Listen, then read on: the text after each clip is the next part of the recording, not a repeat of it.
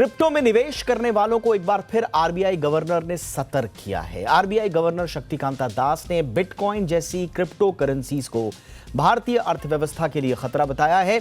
एक कार्यक्रम में बोलते हुए उन्होंने कहा कि दुनिया में अगला वित्तीय संकट, next financial crisis, crypto currencies की वजह से आएगा। जी हां, आरबीआई गवर्नर ने कहा कि क्रिप्टो करेंसीज की वजह की कोई अंडरलाइंग वैल्यू नहीं होती।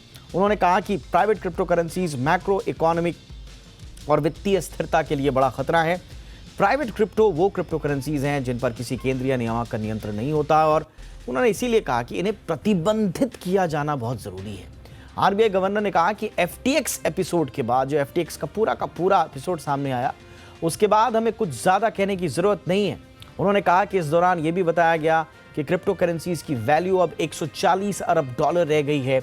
इस साल इसके वैल्यूएशन में लगभग 40 अरब डॉलर की गिरावट आई है। जिस एफटीएक्स की बात आरबीआई गवर्नर कर रहे थे, वो 2 लाख करोड़ से ज्यादा का एक्सचेंज अब दिवालिया हो चुका है। एफटीएक्स के दिवालिया होने की सबसे बड़ी वजह रही क्रिप्टो में लगातार गिरावट, अनसर्टेनिटी, वॉलेटिलिटी। दरअसल कॉर्पोरेट गवर्नेंस की दिक्कतों की वजह से एफटीएक्स को नुकसान हुआ और इसका असर यह हुआ कि टेरा लूना क्रिप्टो का भाव 9400 से टूटकर 1 पैसे से भी कम पर आ गया। और इसके अलावा सिंगापुर का crypto hedge fund 3 arrows capital भी दिवालिया हो चुका है। क्रिप्टो में मची यह हलचल साफ संकेत दे रही है कि यहां पर निवेश बहुत ज्यादा खतरों से भरा हुआ है और इसका कोई भी भविष्य तय नहीं है। क्रिप्टो में निवेश को लेकर भारत की बात करें तो यहां पर सरकार ने क्रिप्टो के मुनाफे पर 30% का टैक्स लगाकर इसमें निवेश की रफ्तार पर कुछ हद तक लगाम कसने का काम तो किया है, लेकिन क्रिप्टो कॉइन के अलग अलग सौदों पर मुनाफे और घाटे का सेटलमेंट नहीं होता और बल्कि हर कॉइन के सौदे पर यह टैक्स अलग अलग लगता है। सरकार ने इस कदम से क्रिप्टो के बुलबुले को फूटने से पहले ही भारतीय निवेशकों के पैसे डूबने से एक तरह से उन्हें आगाह करने का काम किया, लेकिन इसके बावजूद लोगों के पैसे इसमें डूब गए। इस पर चर्चा करेंगे, लेकिन पहले सुन लीजिए गवर्नर साहब ने क्या कहा।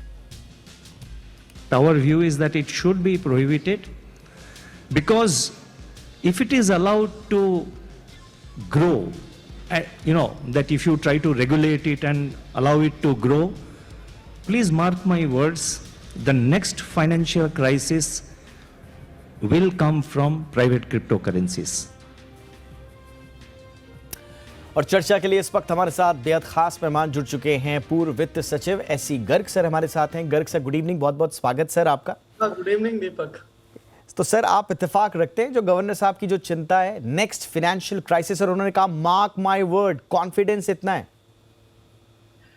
सेंट्रल बैंक गवर्नर को क्रिप्टो करेंसी इसके बारे में चिंतित देखना असामान्य नहीं है, क्योंकि सेंट्रल बैंक करेंसी का काम करता है, करेंसी इशू करता है, करेंसी मैनेज करता है, और अगर कोई दूसरी करेंसी आके उस की जगह लेने की कोशिश करे तो सेंट्रल बैंक के गवर्नर को चिंतित होना स्वाभाविक है।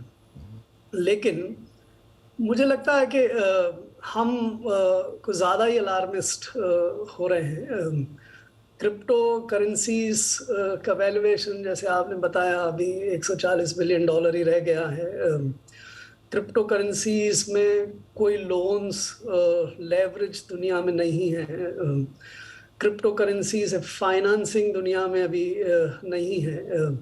तो ऐसी स्थिति में जब फाइनेंशियल सिस्टम में क्रिप्टो करेंसी की प्रेजेंस है नहीं, तो कोई नेक्स्ट क्राइसिस कैसे क्रिप्टो करेंसी से आ सकती है, वो मेरी समझ के बाहर है। सो मुझे ये बयान लगता है कि somebody is trying to make mountain out of molehill।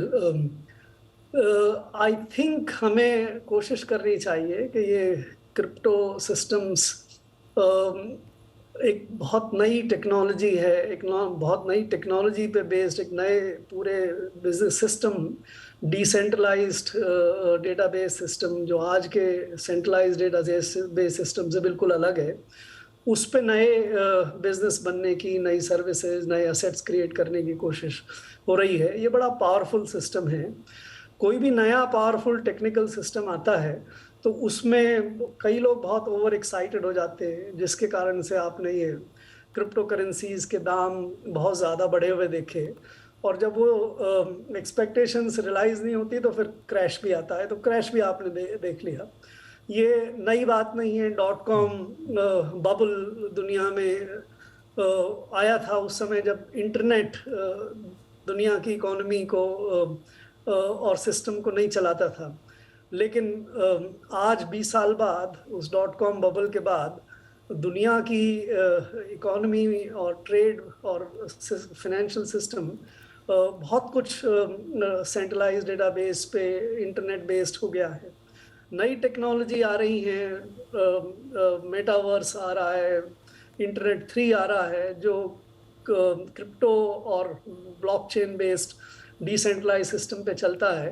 तो अगर हम उस सिस्टम को नहीं समझेंगे, स्वीकार करेंगे, तो दूसरी क्राइसिस हमें ज़रूर आ सकती है कि देश जो इंडस्ट्रियल रेवोल्यूशन को मिस किया, उसी तरह से देश में शायद हम डिजिटल रेवोल्यूशन में भी पीछे रह गए।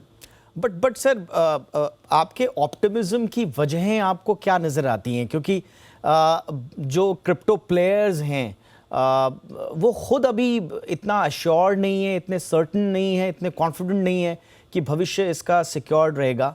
आपको क्या लगता है कि फाइनेंशियल क्राइसिस क्रिप्टो की वजह से नहीं आएगी?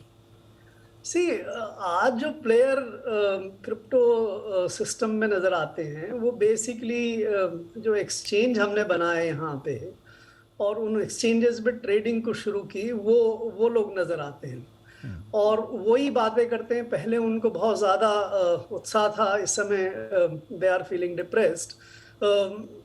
लेकिन हमने अपने देश में अभी क्रिप्टो पे और ब्लॉकचेन टेक्नोलॉजी पे कोई बिजनेसेस तो बनाए नहीं, कोई सर्विसेज क्रिएट तो की नहीं, कोई असेट्स बनाना शुरू तो किया नहीं, और हम केवल इसी में बह गए कि इसकी वैल्यू बढ़ रही है और इसलिए इसको ट्रेड करिए और ये करिए और एक्सचेंज बनाइए, उसको रेगुलेट कर लीजिए।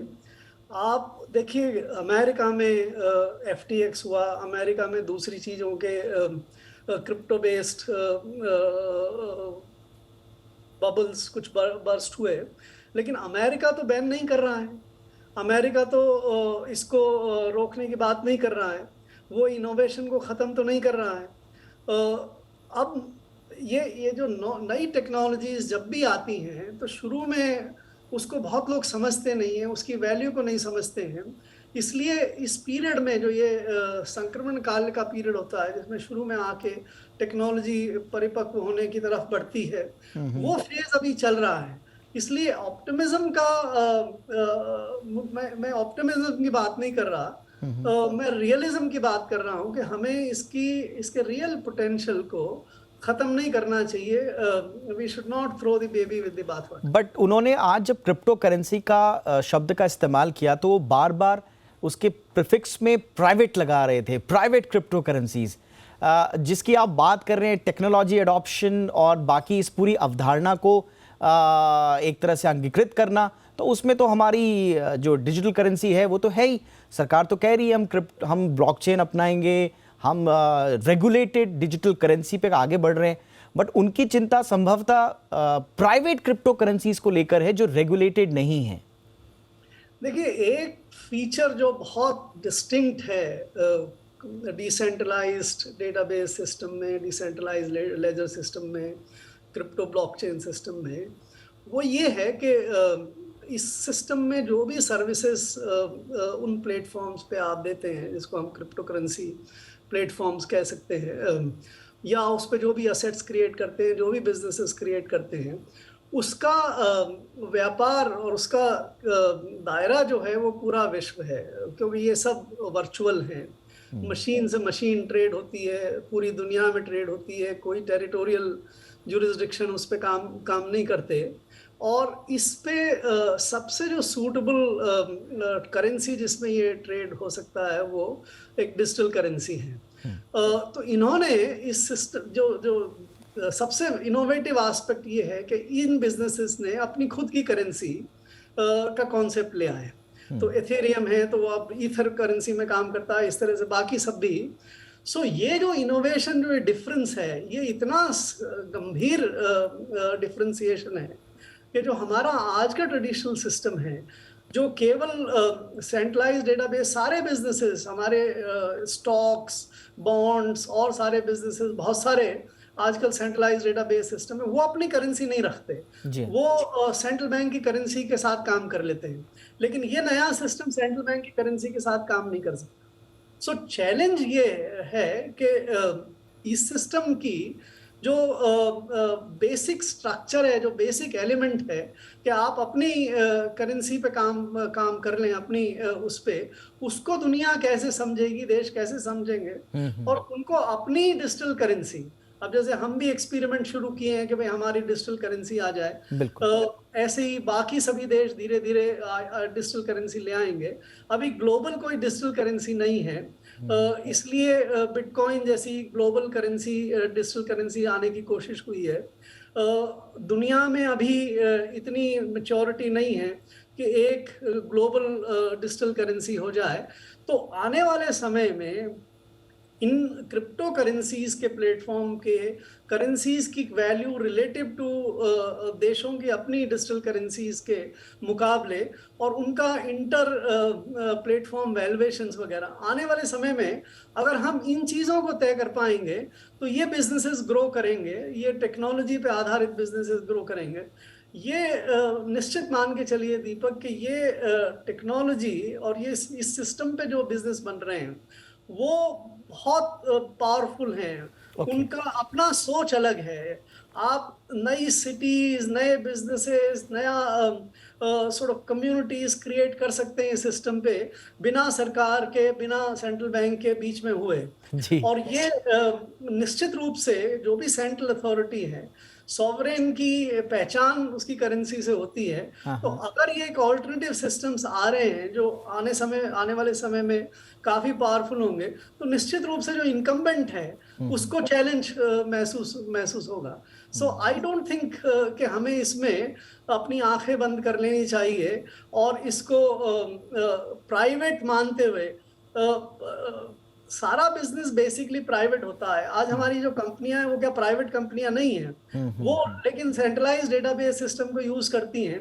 तो अगर और बिजनेसेस, हाँ, ये आपने बड़ा दिलचस्प नजरिया रखा सर। लेकिन मेरा सवाल ये है कि अगर आप जैसे कह रहे हैं कि ये एक ऑल्टरनेटिव, एक पूरा का पूरा फाइनेंशियल सिस्टम हमारा तैयार जब हो ही गया है, और आप कह रहे हैं कि भविष्य में भी प्राइवेट करेंसीज का और जो रेगुलेटर्स हैं उनका मिलन हो पाएगा ऐसा मुश्किल है, तो फिर तो ये वही बात होगी जो दास साहब बार बार कहते रहते हैं, जो उनकी चिंता है कि ये पूरा का पूरा इकोसिस्टम ही बना है बाईपास करने के लिए पूरे सिस्टम को, और फिर या तो टू बाईपास द सिस्टम और टू ब्रेक द सिस्टम। नहीं, देखिए, जब एक नया सिस्टम है जो चैलेंज कर रहा है एग्जिस्टिंग सिस्टम, इसको आप दो तरह से रिजॉल्व कर सकते हैं। एक तरह से तो ये है कि जो एग्जिस्टिंग सिस्टम है वो उसको, नए सिस्टम को ख़त्म कर दें, बट वो बहुत वैल्यूबल आउटकम्स नहीं देगा। दूसरा सोल्यूशन ये है कि एग्जिस्टिंग सिस्टम जो है वो नए सिस्टम्स के साथ रिकनसाइल करें, उसको ऑन बोर्ड करें। आज उदाहरण के तौर पे, आज से 30 साल पहले हमारे बैंकिंग सिस्टम में बिल्कुल डिजिटलाइजेशन नहीं था। हमारा बैंकिंग सिस्टम पूरी तरह से मैनुअल था। उस समय जब बैंकिंग सिस्टम में डिजिटल शुरू किया, कंप्यूटराइजेशन शुरू किया, तो बहुत रेजिस्टेंस था। हमारा सेंट्रल बैंक भी उसको पुश नहीं कर रहा था। हम अभी भी डिजिटल बैंकिंग को पूरी तरह से नहीं अपना रहे हैं। हम अभी भी कहते हैं कि भाई हम कुछ डिजिटल ब्रांचेस बना देंगे।